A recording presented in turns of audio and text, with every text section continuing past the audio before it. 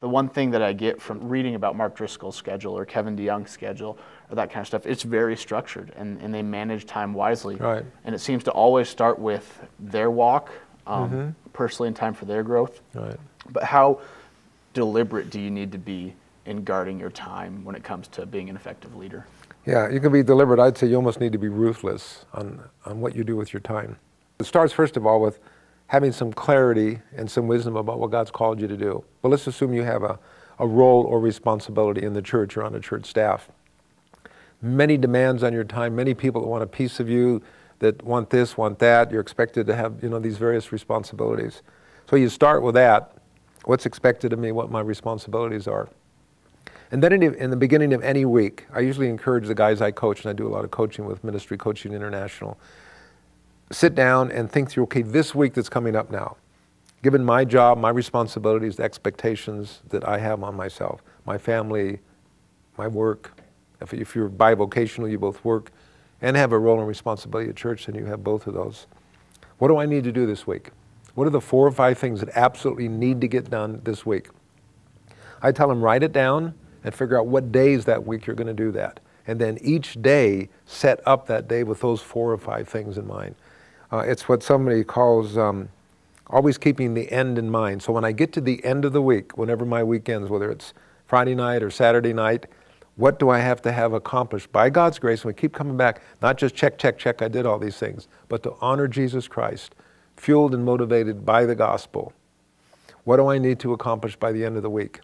I think some people never ask that question. They just kind of do this, do this, do that. They run all over the place. They either don't know what they need to accomplish, or they get surprised, oh, I can't believe it, I totally forgot, blah, blah, blah.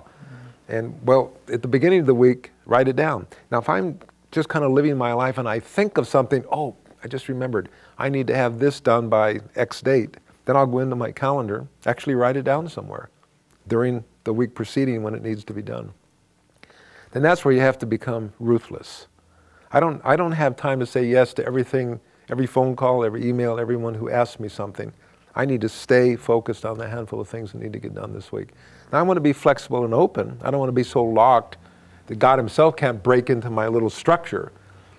So I need to be praying, I need to be listening to God, spending time, preferably in the morning, just my ear to the ground like the old Native American, listening. What am I hearing? What is God saying to me? And when something comes along during the day that wants to interrupt what I believe is what God wants me to do, I can hear that, I can make some changes and adjust it.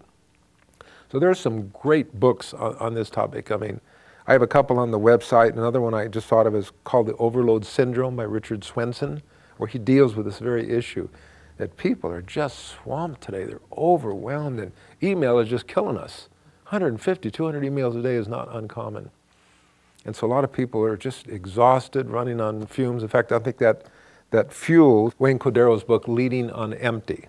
Mm-hmm. I mean, that's scary. Just think about it. Yeah. How can you drive a car if your thing's already sitting on empty? It's just a matter of time to, and the car stops. But I think a lot of people live their lives with that little gauge thing right sitting next to that E most of the time. Right. It kind of freaks you out. It's almost like everyone's busy, but nothing's getting done. And it goes to that Thessalonians verse where it says, you're always busy, but not busy at work, but busy bodies. Right. And there's just, nowadays, culturally, there's just so many venues of both beneficial things, but also so many things that are just time killers and in-time wasters in that it's almost a new kind of, not new Ecclesiastes, because there's nothing new under the sun. There's always been time wasters and sin of slothfulness and not managing yourself well. But just, that's the biggest thing I've noticed from the book and from your seminars, just how deliberate you need to be. You have to be very deliberate, very focused. Exactly.